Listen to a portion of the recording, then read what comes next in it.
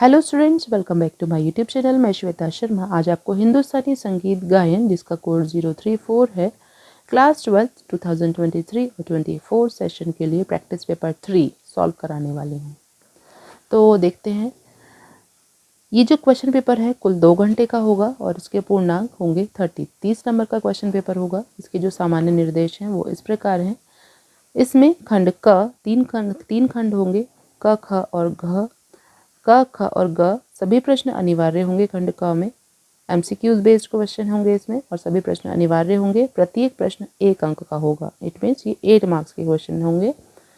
खंड ख में कुल 5 क्वेश्चन होंगे, सभी प्रश्न अनिवार्य होंगे और प्रत्येक प्रश्न 2 अंक का होगा। लघु उत्तरीय प्रश्न होंगे ये।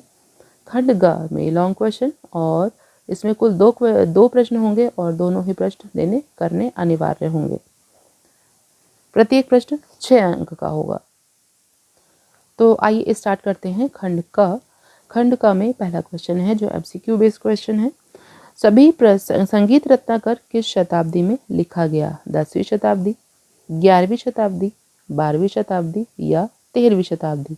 तो संगीत रत्नाकर ग्रंथ 13वीं शताब्दी में लिखा गया। तो सही आंसर है घ, 13वीं शताब्दी। क्वेश्चन नंबर 2, यदि आलाप को द्रुत लय में गाया बजाया जाए तो वह कहलाता है। तो क्या क्वेश्चन है, आलाप को द्रुत लय मतलब तेज लय में गाया बजाया जाए, आलाप की गति बढ़ा दी जाए तो वह क्या कहलाता है? तो आलाप, तान, अलंकार या गमक। तो हम स्वरों को अगर तेज गति में गाते हैं तो उसे कहते हैं हम तान। तो इसका सही आंसर है ख, तान। प्रश्न नंबर 3, संगीत रत्नाकर में ताल अध्याय में कितनी देशी तालें बताई गई हैं? 118, 120, 122 और 125। तो संगीत रत्नाकर में ताल अध्याय में पंडित शारंग देव जी ने टोटल जो ताल बताई हैं वो बताई हैं 125, जिसमें से हमारी जो मार्गी तालें बताई गई हैं, मार्गी ताली बताई हैं हमारी कुल 5, और जो देशी तालें बताई गई हैं वो बताई गई हैं हमारी 120।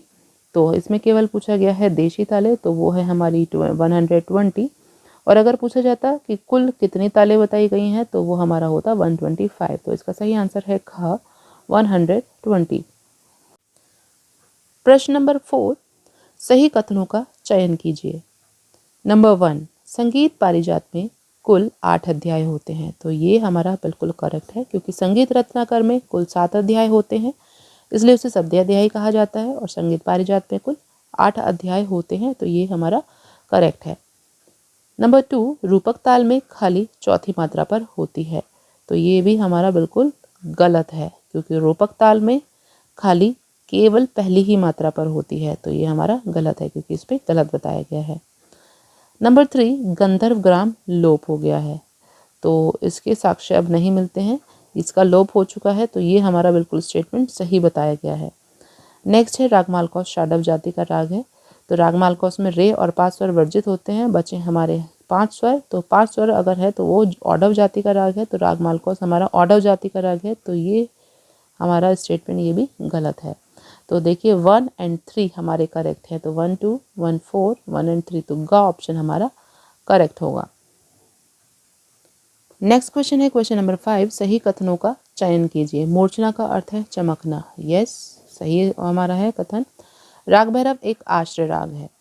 तो ये भी हमारा ऑप्शन सही है, एक आश्रय राग है। आश्रय राग किसे कहा जाता है? जब राग का नाम और थाट का नाम सेम होता है तो उसको हम एक आश्रय राग कहते हैं। तो राग भैरव का नाम जो है उसका थाट के नाम से ही मिलता जुलता है बिल्कुल। तो राग भैरव और थाट भी भैरव, तो इसलिए यह एक आश्रय राग है। झप ताल में 12 मात्राएं होती हैं। तो ये हमारा बिल्कुल गलत है, क्योंकि झप ताल में कुल 10 मात्राएं होती हैं। नंबर 4, संगीत पारिजात पंडित शारंग देव जी द्वारा लिखा गया। तो ये भी हमारा बिल्कुल गलत है, क्योंकि संगीत रत्नाकर पंडित शारंग देव जी ने लिखा है और संगीत पारिजात लिखा है हमारा पंडित अहोबल जी ने। तो देखते हैं 1 और 2 हमारा करेक्ट है। 1 और 2, 1 और 4, 1 और 2 हमारा ख ऑप्शन करेक्ट है। 1 और 2। प्रश्न नंबर 6, सूची 1 को सूची 2 से मिलान करें। मैचिंग है हमारे 1 को और 2 से मैच करना है। आधुदर्शक स्वर है हमारा क्या? माँ। षडज ग्राम में पंचप हमारा 17वीं श्रुति पर होता है। देखिए कैसे मैंने कराया था, 4 3 2 4 4 3 2। तो सा रे ग म प। तो पा पूछा गया है तो पा आ रहा है यहाँ पर। तो हमारे ये सब काउंट करना है पहले। 4 और 3 हमारे हो गए हमारे 7, 7 + 2 9, 9 + 4 13, 13 + 4 17। तो ये हमारा 17 पर है। और अगर हम देखें मध्यम ग्राम में 4 3 2, 4 3 4 2। तो स रे ग म प हमारा आ रहा है यहाँ। तो 4 + 3 हमारे 7 + 2 9 + 4 13, 13 और 3 16। तो ये आ रहा है हमारा 16 में। तो ये है हमारा मध्यम ग्राम। मीन्स षड्ज ग्राम में 17वीं श्रुति पर और मध्यम ग्राम में 16वीं श्रुति पर। देखिए मैचिंग। षड्ज ग्राम में 17वीं श्रुति पर धमार ताल में होती है हमारी 14 मात्रा, और मध्यम ग्राम में हमारा जो पंचम है वो है 16वीं मात्रा पर। तो देखते हैं अधोदर्शक स्वर। 1 हमारा ए का है 2। तो ए का है हमारा 2, 2 हमारा 3 में आ रहा है। अब इसके बाद है बी का हमारा 3। तो बी का हमारा है 3, ग ऑप्शन में हमारा आ रहा है बी का 3। और सी का है हमारा 4, सी का 4, डी का 1। तो हमारा ग ऑप्शन करेक्ट है।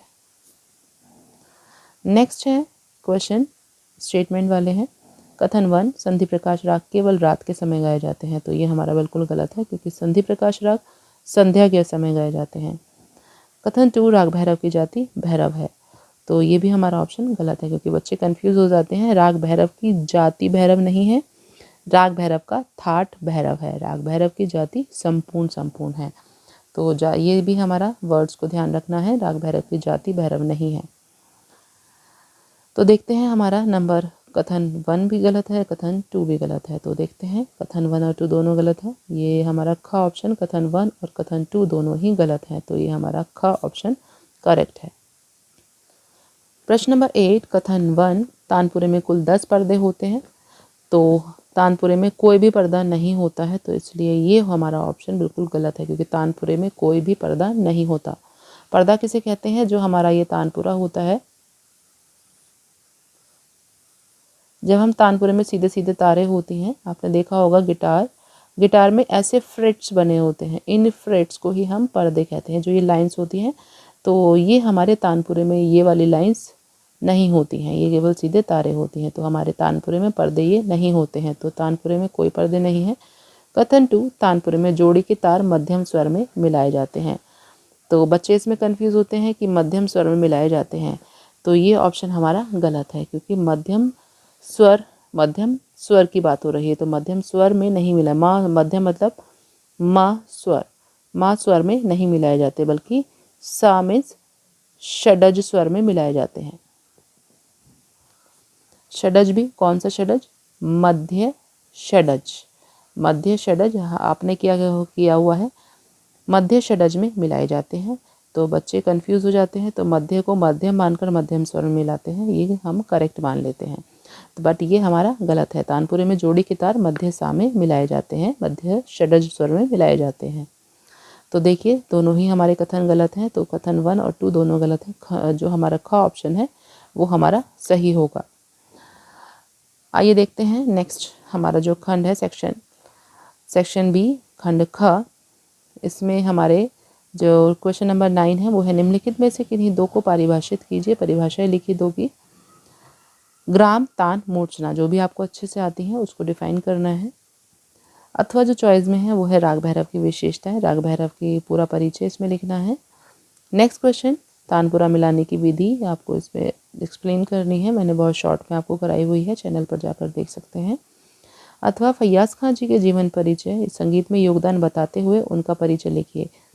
इसमें आपको परिचय, जीवन परिचय भी लिखना है और संगीत में आपको योगदान भी बताना है। तो पूरा इनको एक्सप्लेन करना है कि पहले उनके जीवन के बारे में और उनके फिर संगीत में योगदान के बारे में भी बताना है। नेक्स्ट है प्रश्न नंबर 11, निम्नलिखित में से किन्हीं दो को परिभाषित कीजिए। कर्ण, खटका और मीन, जो भी आपको अच्छे से आती है उनको एक्सप्लेन कर सकते हैं, तीनों ही इजी हैं। अथवा राग बागेश्वरी का परिचय देते हुए उसकी पकड़ लिखिए। तो राग बागेश्वरी का पूर्ण परिचय देना है। और बच्चे कभी कभी ऐसे करते हैं, परिचय लिखने के साथ साथ आरोह अवरोह पकड़ नहीं लिखते हैं। तो इसमें मेंशन स्पेशली है, पकड़ आपको ज़रूर लिखनी है। इसके आपके अलग से मार्क्स होंगे। 2 मार्क्स में ही आपका ये होगा। अलग से मार्क्स में अगर आप ये नहीं लिखते हैं तो इसके मार्क्स आपके कट होंगे। प्रश्न नंबर 12, संगीत रत्नाकर का संक्षिप्त विवरण दीजिए। संगीत रत्नाकर के बारे में आपको लिखना है इसमें पूरा शॉर्ट में जो मैंने बताया हुआ है, अथवा जो चॉइस में दिया गया है रागों के समय सिद्धांत पर प्रकाश डालिए। तो रागों के जो टाइम थ्योरी मैंने कराया है समय सिद्धांत पर आपको के बारे में आपको लिखना है। नेक्स्ट क्वेश्चन है, संगीत पारिजात ग्रंथ का संक्षिप्त विवरण दीजिए। संगीत पारिजात के बारे में पूर्ण लिखना है आपको, अथवा जो चॉइस में दिया हुआ है निम्न स्वर समुदाय से राग पहचान कर 50 स्वरों तक विस्तार कीजिए। तो आइए देखते हैं कौन सा राग है। ग, म, धा, पा। तो इसमें दिया हुआ है धा स्वर कोमल। तो धा स्वर हमारा जो होता है वो किस किस में होता है, इसमें राग बागेश्वरी में तो नहीं होता है उसमें, क्योंकि गा और नी स्वर कोमल होते हैं, धा कोमल नहीं होते हैं। इसके बाद आता है हमारा राग मालकौस। मालकौस में होते हैं हमारे गा, धा और नी स्वर कोमल। गा, धा और नी स्वर कोमल होते हैं। इसमें देखते हैं कौन कौन से स्वर यूज़ किए गए हैं। गा, धा, नी को हमारा यूज़ नहीं किया गया है, और हमारे इसमें गा कोमल नहीं है, केवल धा कोमल है। तो इट मीन्स ये हमारा राग मालकोस नहीं है। तो बचा हमारा केवल राग भैरव। राग भैरव में रे और धा स्वर कोमल होते हैं। रे हमारा यूज़ नहीं हुआ है, केवल धा स्वर कोमल हुआ है। तो इट मीन्स ये हमारा है राग भैरव। राग हमें मेंशन करना है कि यह स्वर समुदाय राग भैरव का है, और मेंशन करने के बाद आपको उसका 50 स्वरों तक विस्तार करना है। खंड ग क्वेश्चन नंबर 14, राग भैरव की द्रुत ख्याल की स्वरलिपि लिखते हुए 16 मात्रा की 2 तानें लिखिए। तो मैंने आपको द्रुत ख्याल में कोई भी स्वरलिपि नहीं कराई है, क्योंकि ये चॉइस में क्वेश्चन आने वाला है। केवल आप द्रुत ख्याल की स्वरलिपि अगर आप करते हैं तो आपको तीनों रागों में करनी पड़ेगी, क्योंकि इसमें पर्टिकुलर नेम आता है कि इस राग की ही लिखिए, तो इसको लिखने की ज़रूरत नहीं है। नेक्स्ट जो चॉइस में आएगा या तो आपका विलंबित ख्याल में या धमार में स्वरलिपिबद्ध करने के लिए आएगा। तो ये है, अपने पाठ्यक्रम में से किसी एक राग में विलंबित ख्याल की स्वरलिपि लिपिबद्ध करते हुए एक 32 मात्रा की और एक 16 मात्रा की तान लिखिए। तो इसमें मेंशन किया गया है अलग अलग मात्रा की तानें, एक 32 मात्रा की और एक 16 मात्रा की। तो 32 मात्रा की तान जो मैंने आपको लिखवाई हुई है 32 नंबर्स तक, मेरे चैनल पर जाकर देखेंगे तो यूनिट 6 में 32 मात्रा की तान लिखवाई हुई है। और अगर मेंशन किया जाता है 16 मात्रा की तान भी लिखिए, तो 32 में से आप उसको आधा केवल 16 मात्रा तक लिखेंगे तो वो हमारी 16 मात्रा की तान बन जाएगी। तो हमें केवल 32 मात्रा को आधी मात्रा तक ही लिखना है, 16 तक, तो वो 16 मात्रा की तान होगी। तो विलंबित ख्याल हमारा, उसमें आप विलंबित ख्याल और धमार दोनों ही स्वरलिपि करिएगा, क्योंकि उसमें से कोई भी एक ज़रूर आएगी, 2 ही स्वरलिपि आपकी इनफ है। नेक्स्ट जो क्वेश्चन है वो है नंबर 15, लास्ट क्वेश्चन। हिंदुस्तानी शास्त्रीय संगीत में अलंकार एक महत्वपूर्ण स्थान रखते हैं। अलंकार का अर्थ है आभूषण। राग के अलंकरण के लिए इनका प्रयोग किया जाता है। इसको पलटा भी कहा जाता है। ये स्वरों के विभिन्न आंदोलनों को सीखने के लिए महत्वपूर्ण है। ऐसे ही अलंकार वर्णों पर ही आधारित है। अलंकार विभिन्न तालों व रागों में व्यवस्थित किए जाते हैं। ये पैराग्राफ दिया हुआ होगा, जरूरी नहीं है ये दिया हो, इसके अलावा कोई भी पैराग्राफ दे सकते हैं और उसके बारे में पूछ सकते हैं। उपरोक्त शब्दकोश पढ़कर विभिन्न वर्णों पर आधारित 3 विभिन्न तालों में 6 अलंकार लिखिए। तो आपको 3 विभिन्न तालों में 6 अलंकार लिखने हैं। ये भी मैंने आपको चैनल पर कराया हुआ है यूनिट 6 में। इसमें जो चॉइस में दिया हुआ है, जो क्वेश्चन मैंने जो दिया है वो है, वर्तमान समय में गायन संगीत के किस कलाकार को आप सबसे अधिक पसंद करते हैं। तो मेरा जो सबसे जो पसंदीदा गायक है वो है सोनू निगम जी। तो सोनू निगम जी को मैं पसंद करती हूँ। तो उनकी गायन शैली, उनकी शैली को पसंद करने के कारणों को तर्क सहित अपने शब्दों में लिखिए। तो मैंने उनकी शैली को बताते हुए मैं उनकी जो शैली है उनको क्यों पसंद करती हूँ उसको भी पूरा एक्सप्लेन में मैंने चैनल पर बताया है, उस पर जाकर आप देख सकते हैं। तो ये इसमें आपको सोनू निगम जी के बारे में डिटेल में लिखना है। तो ये हुआ प्रैक्टिस पेपर 3।